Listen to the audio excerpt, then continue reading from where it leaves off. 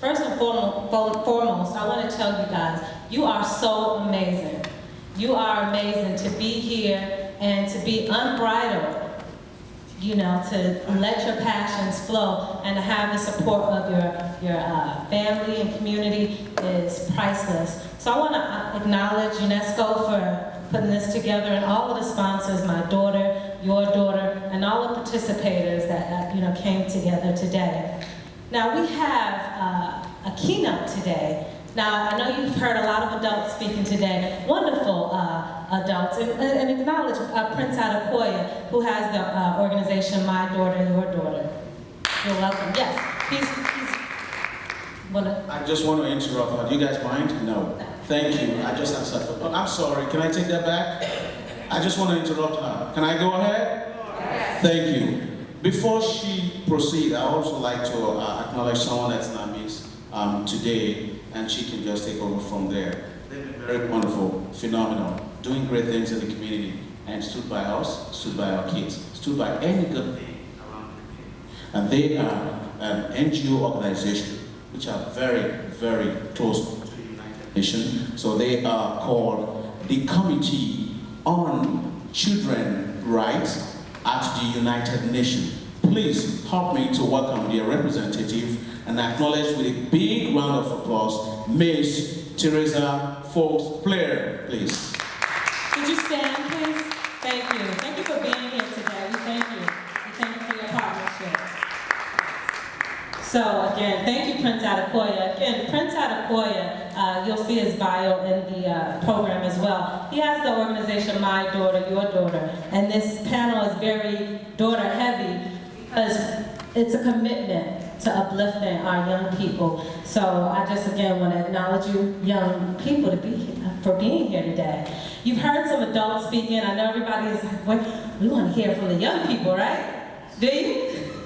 Yes, because they have so much to say. So I'm honored, so honored to bring on this next young lady. But just to give you a little background, in addition to me being in media and production, I'm a mom. I'm a mom of 5. I have children ages 25 to 14, and she's a yes. And my daughter is getting ready to go off to Temple University on a scholarship, dance and academics. And a little short story I want to share with you guys before I bring up our keynote. My daughter was a kidpreneur. She invented the strawberry oatmeal cookie. One day I was in the kitchen with her. We were making some oatmeal raisin cookies to sell at a fair. And she said, I don't want to do oatmeal raisin. I want to do strawberry oatmeal. I said, I've never heard of strawberry oatmeal. Everybody likes oatmeal raisin. But you know what I did? I let my daughter put some strawberry and the oatmeal batter instead of the raisins, and the strawberry oatmeal cookies were a phenomenal success. She did it at many fairs, made money, had fun. So just a message to you that even in the face of something not being done, they say it's nothing new under the sun. You are everything new under the sun. Every day is a new day. So you being here, right here today, is a new day. It's not your yesterday. So it's so great to have. And we look forward to all of the great works that you are going to do. Give it up one more time for our panel, please. Now this next young lady, Egypt Ufele, is amazing. She has garnered national recognition, and in the face of that recognition, she has stepped up to the plate. She hasn't recoiled one bit. She has the support of her beautiful mother, Dr. Perry, that's moving back and forth, that you see here, that you saw earlier, and the community. And she's, again, stepped up to the plate to do what she's doing. And not only is she a designer, which you're gonna have the great pleasure, so hold your seats, you're gonna have the great pleasure of seeing some of Egypt's designs by some professional models. But she's also a young humanitarian. This young lady is on a campaign against bullying. So it's so important that we teach our young people that it's not just about your business ethic. You have to have the character and substance and compassion and empathy to partner with those other characteristics. And that's what's going to bolster your greatness. So Egypt, we want to acknowledge you and we want you to come up here and share some words. Give it up for our keynote today, Egypt.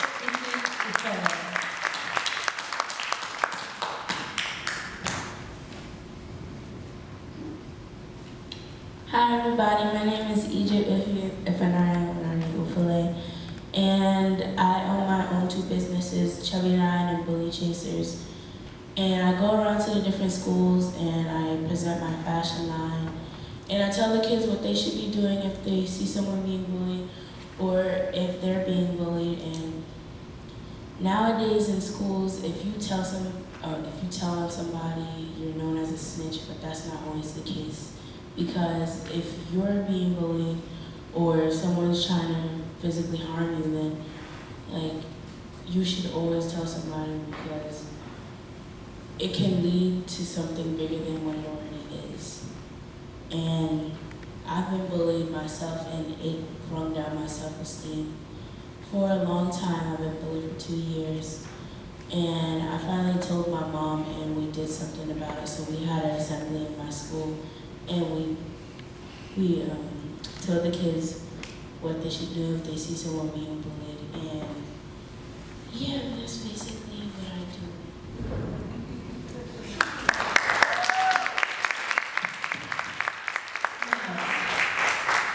We have here something for every occasion, designed by one of our team designers. Give it up. Give it up. Beautiful. Beautiful, beautiful, beautiful, beautiful. And can we get a photo? I would like all of them, after all of the models, we're waiting for our last model to come back out. Where's our gentleman?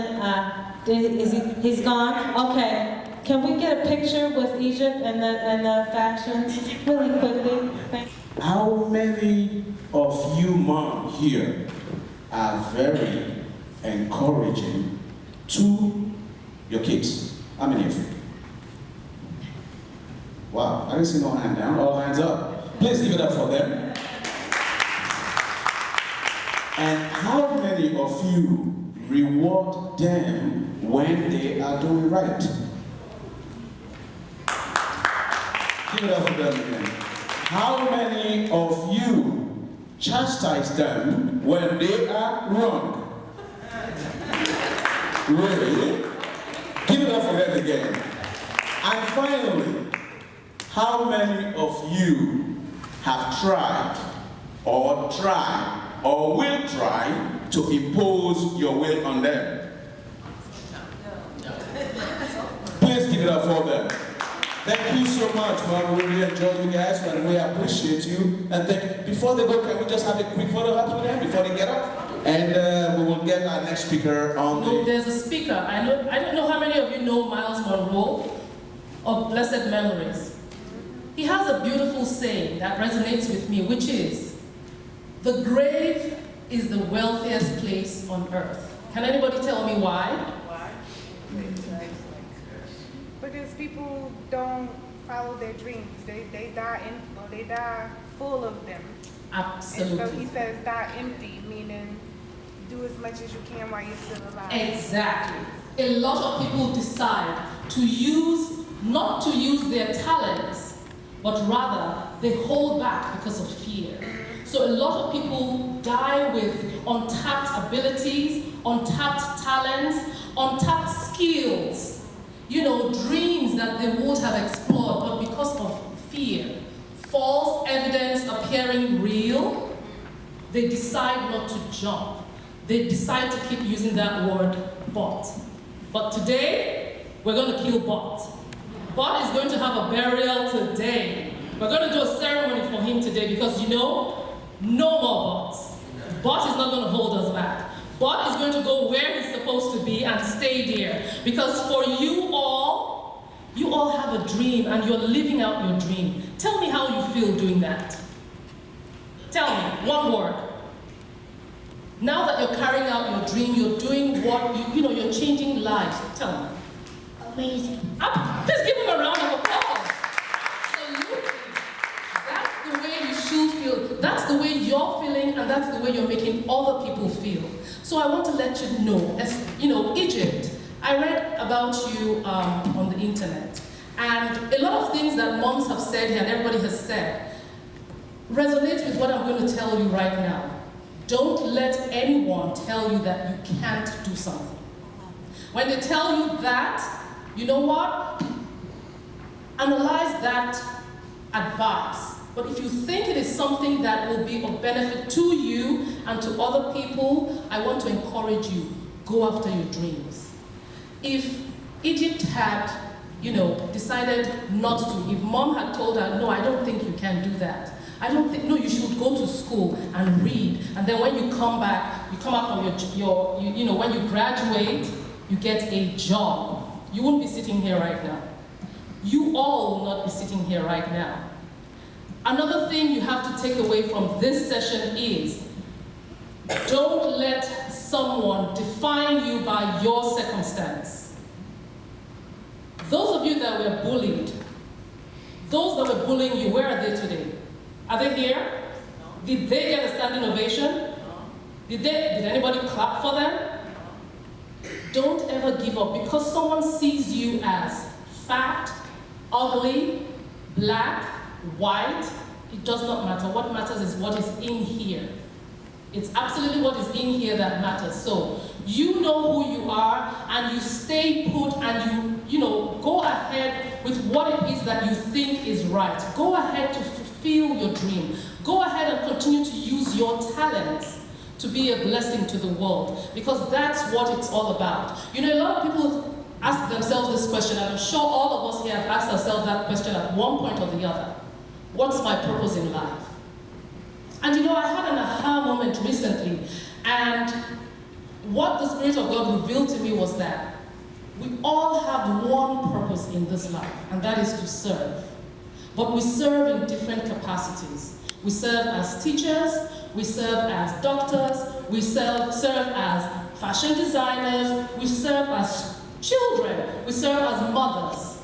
But the important thing is that we all serve. And the way we serve is by using our different talents. So you sitting here today, you are encouraging a lot of people. We are here to encourage you, but know that you're also encouraging a lot of people. I'm gonna let it shine, this little light of mine.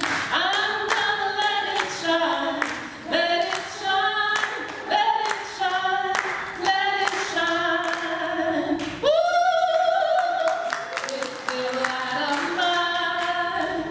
I'm gonna let it shine, this little light of mine. I'm gonna let it shine, this little light of mine.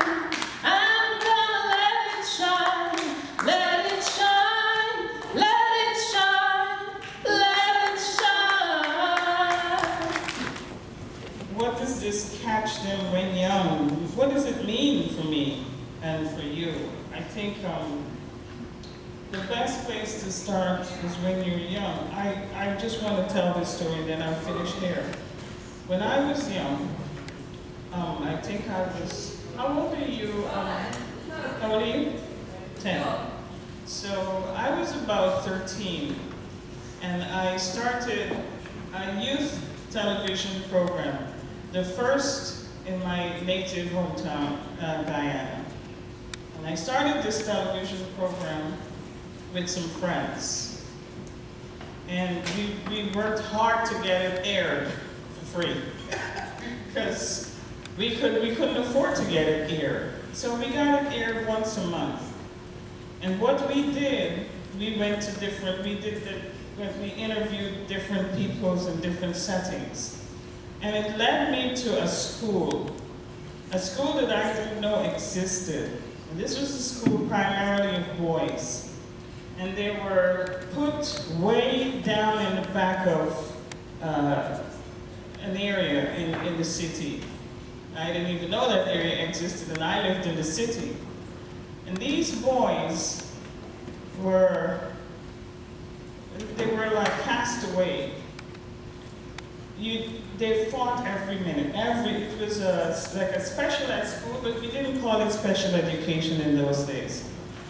But they were like the outcast, and that was their school. They didn't learn anything. They couldn't learn. They had serious behavioral issues.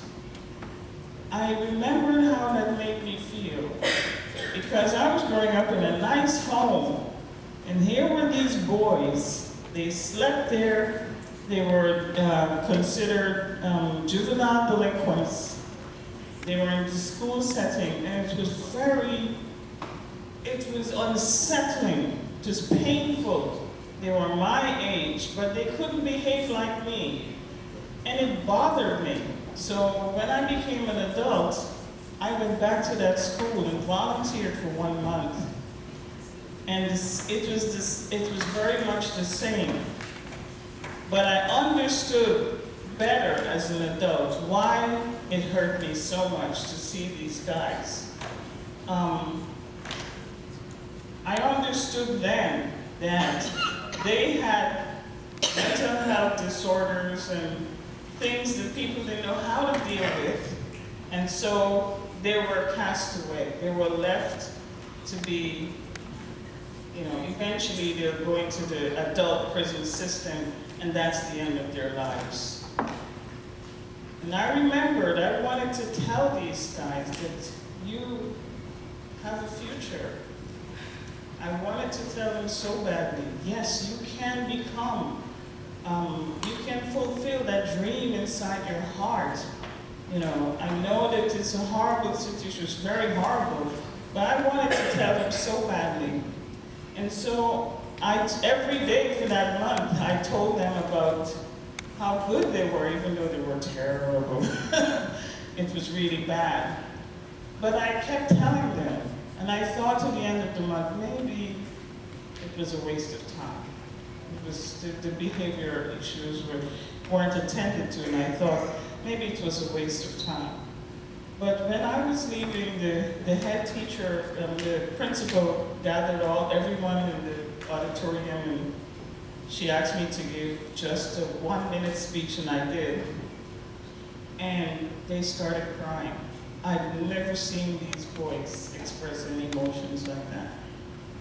There was so much crying and tears, and it left me thinking, you can change somebody's heart and mind in some way. So I often would, these days, I send things back and I would donate to that school, because that's what I could do now and then. But what I'm trying to say is that there are unfortunate people. Their circumstances are not going to be like yours, with your beautiful queen momagers supporting you, your dads, your family, this community, and the bigger community. But don't ever forget the others, okay? No matter how big you become, no matter how great you become, don't ever forget the others. And just know that no matter how old we become, as parents, as relatives, as friends, we are behind you and we are proud of you. That's all I want to say, and I just wish you all the best and success. Oh, and I worked together with my community, and I got artwork from my friends that submitted drawings to me, and I put them in books.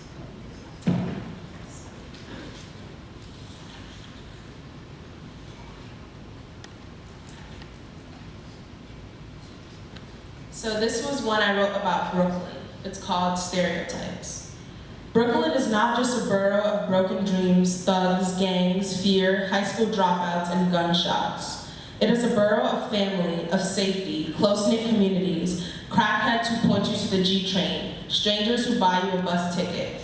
It is a borough underappreciated but over-scrutinized. A borough where the gunshots are just fireworks, where the dropouts drop out to help their families, where the crackheads give out wisdom like candy. It is a borough desperately trying to rise, a borough that parents tell their kids to keep their heads down and watch their bag. when they should keep their heads up so that they don't ignore the sights all around them. Brooklyn, a borough brave enough to defy stereotypes.